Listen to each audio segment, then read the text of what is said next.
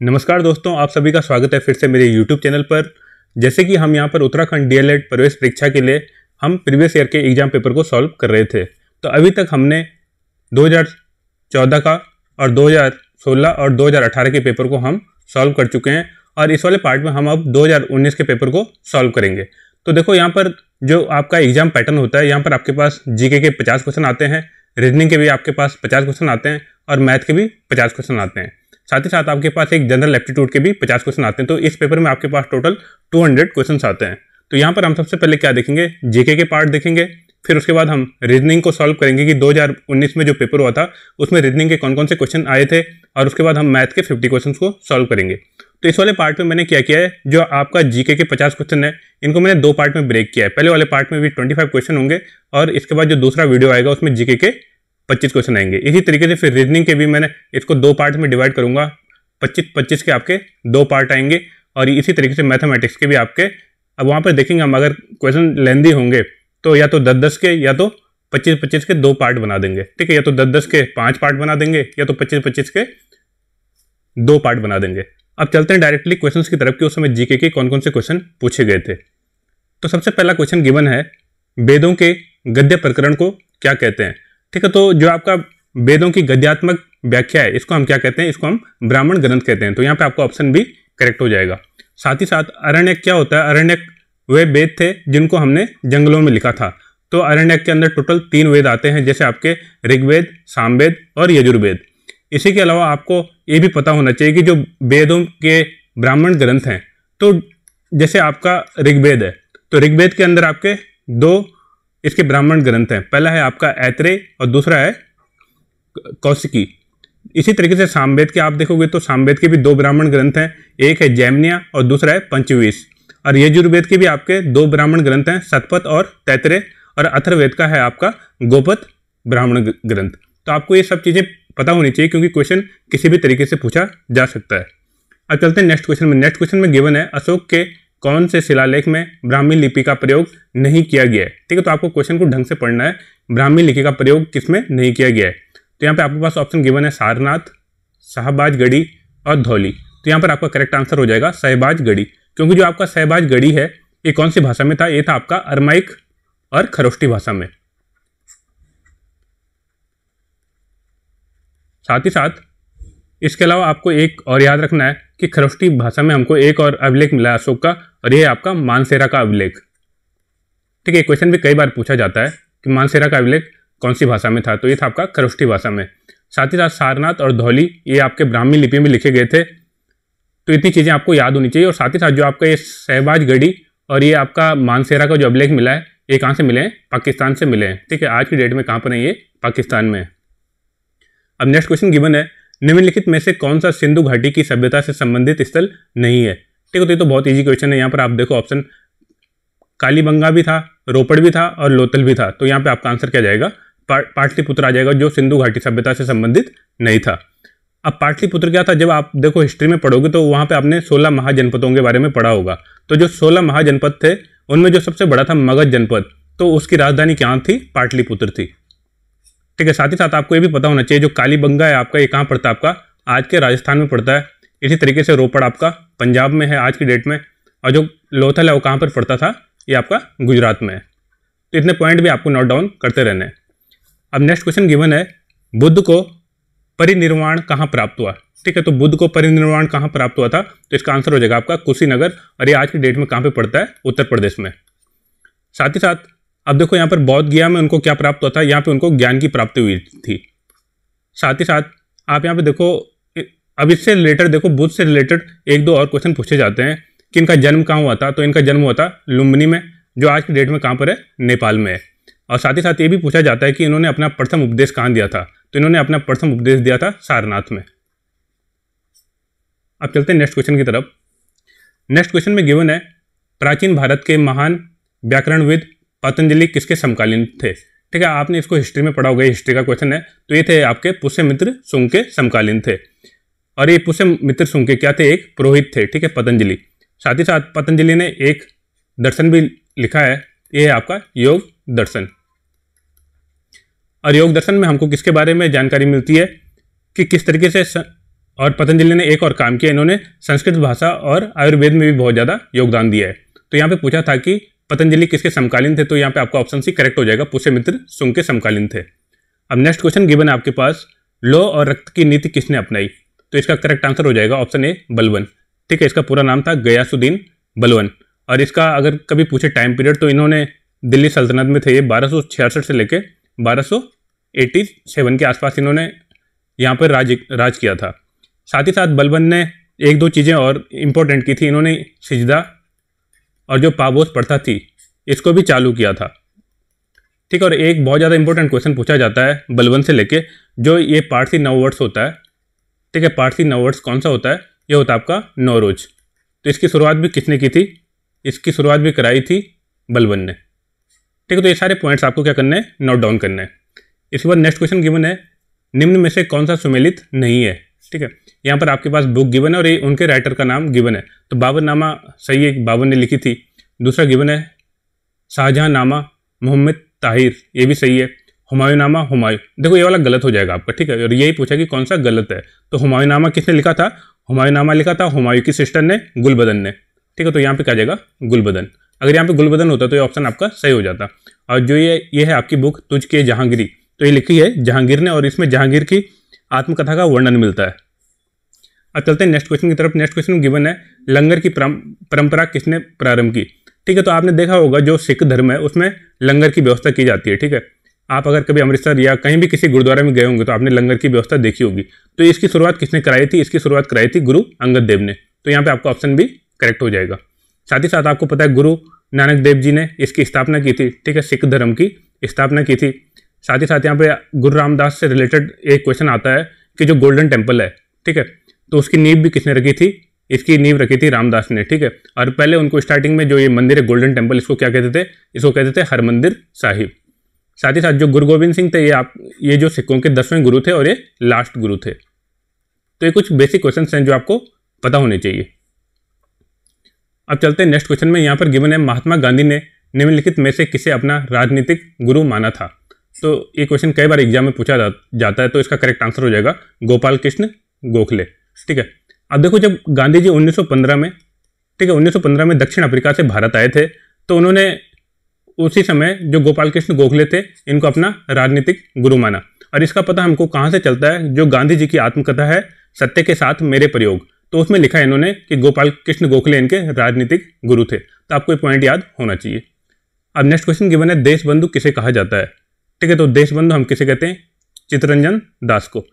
और इनका आप देखोगे तो इन्होंने असहयोग आंदोलन में भी भाग लिया था 1921 और 22 के टाइम पे। साथ ही साथ इनको देशबंधु क्यों कहा जाता है, इनको देशबंधु इसलिए कहा जाता है, ठीक है, यहाँ पर देखो, इनको देशबंधु इसलिए कहा जाता है क्योंकि इन्होंने क्या किया, जब ये वकालत की पढ़ाई कर रहे थे तो इन्होंने वकालत छोड़ दी थी, और जितने भी इनकी संपत्ति थी पूरी संपत्ति इन्होंने कलकत्ता मेडिकल कॉलेज को दान दे दी थी। तो इसीलिए इनको क्या कहा जाता है, देशबंधु कहा जाता है।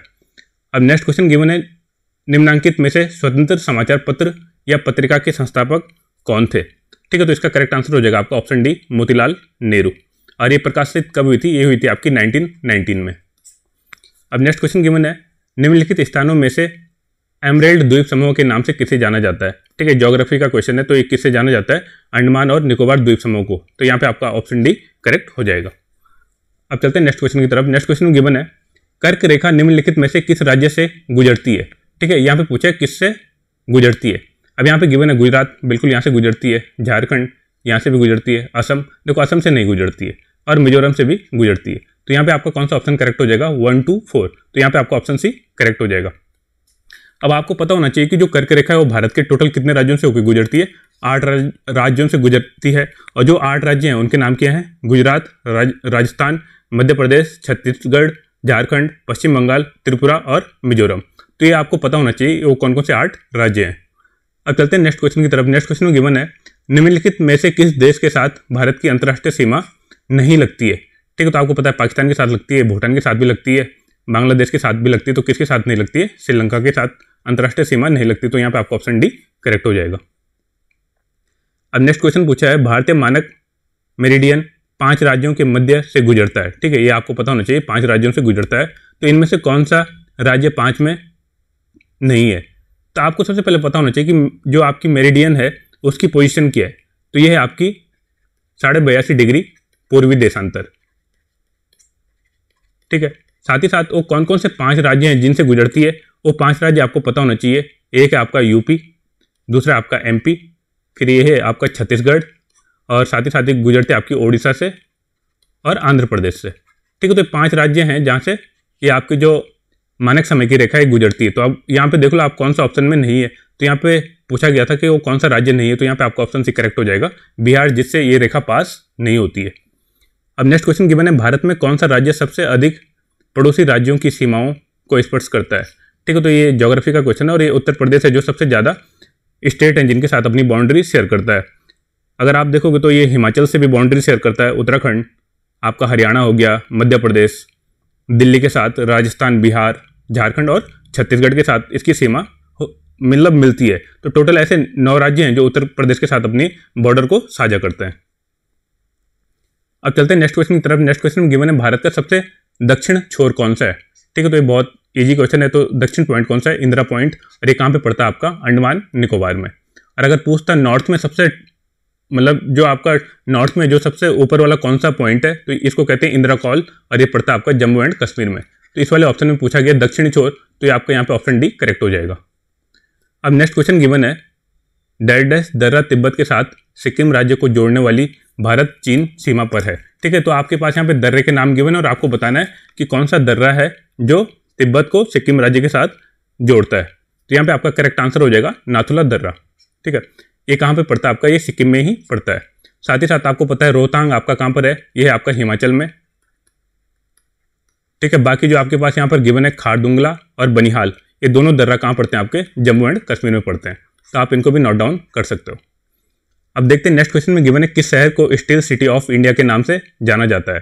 तो ये तो बहुत कॉमन क्वेश्चन है और इसका आंसर हो जाएगा आपका ऑप्शन डी, जमशेदपुर को जानते हैं। और आपको पता होना चाहिए कि जमशेदपुर को स्टील सिटी ऑफ इंडिया क्यों कहते हैं, क्योंकि यहाँ पर एक कंपनी है टिस्को। टिस्को की फुल फॉर्म है Tata iron and steel company, और इसकी स्थापना हुई थी 1907 में। अब चलते हैं नेक्स्ट क्वेश्चन में। नेक्स्ट क्वेश्चन में गिवन है, डैश झील भारत की सबसे बड़े खारे पानी की झील है, यह भारत की सबसे बड़ी झील भी है, ठीक है। तो आपको यहाँ पे पूछ रहा है खारे पानी की सबसे बड़ी झील कौन सी भारत की। तो यहाँ पे आपका करेक्ट आंसर क्या हो जाएगा, चिल्का झील। और ये कहाँ पे पड़ती है आपकी, ये आपकी ओडिशा में पड़ती है। साथ ही साथ आपको पता है डल झील कहाँ है, डल झील आपकी जम्मू कश्मीर में, और यहाँ पे बहुत ज़्यादा पर्यटक जाते हैं, ठीक है, घूमने के लिए। बुलर झील ये भी आपकी जम्मू कश्मीर में है, और ये भारत की सबसे बड़ी झील है जहाँ पर मीठा पानी का स्रोत है। और डीडवाना झील ये आपके राजस्थान में पड़ती है, ठीक है, राजस्थान में, और राजस्थान में भी आपके नागौर जिले में पड़ती है। अब आपको मेरे को कमेंट सेक्शन में बताना है कि नागौर किसी एक और चीज़ के लिए फेमस है, तो किस चीज़ के लिए फेमस है, आप मेरे को कमेंट सेक्शन के थ्रू बताना। अब चलते हैं नेक्स्ट क्वेश्चन की तरफ। नेक्स्ट क्वेश्चन में गिवन है, निम्नलिखित में से किसने सर्वप्रथम 1935 के संविधान सभा का सुझाव प्रस्तावित किया था, ठीक है। ये क्वेश्चन कई बार पूछा जाता है और ये बहुत इंपॉर्टेंट क्वेश्चन है। तो ये किया था एम.एन. राव ने। ये कब किया था, 1935 में, और एम.एन. रॉय का पूरा नाम है मानवेंद्र नाथ राय, ठीक है। तो ये आपको नोट डाउन कर लेना है। नेक्स्ट क्वेश्चन गिवन है, भाषा के आधार पर राज्यों का पुनर्गठन किस वर्ष किया गया था, ठीक है। तो इसका करेक्ट आंसर आ जाएगा 1956, ऑप्शन डी, ठीक है। इसका ऑप्शन डी करेक्ट हो जाएगा।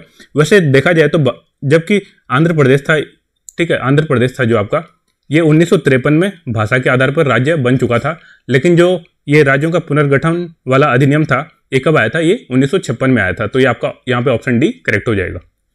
अब नेक्स्ट क्वेश्चन गिवन है, मौलिक अधिकारों को लागू करने के लिए संविधान ने किसे विशेष उत्तरदायित्व सौंपा है, ठीक है। अब देखो, अगर कोई किसी का भी कोई मौलिक अधिकार है, अगर इसका कोई भी हनन करता है तो इंसान क्या कर सकता है, डायरेक्ट सुप्रीम कोर्ट में जा सकता है। तो यहाँ पे आपका ऑप्शन ए करेक्ट हो जाएगा, सुप्रीम कोर्ट, ठीक है। तो यही पूछा गया था कि मौलिक अधिकारों को लागू करने के लिए संविधान ने किसे विशेष उत्तरदायित्व सौंपा है। तो यहाँ पे आपका आ जाएगा उच्चतम न्यायालय। अब देखो यहाँ पर नेक्स्ट क्वेश्चन गिवन है, राष्ट्रपति द्वारा राज्यसभा में कितने सदस्यों को नामित किया जा सकता है, ठीक है। अब देखो, राष्ट्रपति राज्यसभा में टोटल कितने सदस्यों को नामित करता है, तो ये करता है 12 सदस्यों को। और ये किस में गिवन है, ये आपके आर्टिकल 32 में गिवन है, नहीं, ये आपका गिवन है आर्टिकल 80A में गिवन है, ठीक है। क्योंकि आपको पता है, आप देखो इस तरीके से इसको याद रख सकते हो, एक शॉर्ट ट्रिक होती है सरल, ठीक है। तो संसद का जिक्र किस में किया गया है, आर्टिकल 80 में, और ये 79 में, ठीक है, ये 79 आएगा। और राज्यसभा का जिक्र किस में किया गया है? ये किया गया है आपका 80 में। और लोकसभा का जिक्र किस में आया है? आपका लोकसभा का बारे में बताया गया है 81 आर्टिकल में। तो यही पूछा था कि राष्ट्रपति द्वारा राज्यसभा में कितने सदस्यों को नामित किया जाता है, तो ये किस में आ जाएगा? आपका 80A, ठीक है, आर्टिकल 80A में आता है। और टोटल यहाँ पे सदस्य पूछा गया, तो सदस्य कितने आ जाएंगे? 12। तो यहाँ पे आपका ऑप्शन सी करेक्ट हो जाएगा। अभी नेक्स्ट और लास्ट क्वेश्चन है, यहाँ पर गिवन है भारत के संविधान की डैश अनुसूची में असम, मेघालय, त्रिपुरा और मिजोरम राज्य में जनजातीय क्षेत्रों के प्रशासन के संबंध में कौन सा प्रावधान है? ठीक है, तो ये कौन सी सूची में गिवन है? ये आपकी छठी सूची में, ठीक है। इस छठी अनुसूची में कहा गया है कि जो असम, मेघालय, त्रिपुरा और मिजोरम राज्य के जो जनजातीय क्षेत्र हैं उनको कुछ विशेष प्रावधान दिए गए हैं। जैसे कि आपने देखा भी होगा कि वहाँ पर जो जनजाति हैं वो लोग ज़्यादातर क्या करते हैं, जैसे कोई भी जैसे पशुओं को मारते हैं तो उनके दांत या उनके हड्डियों की माला बना लेते हैं।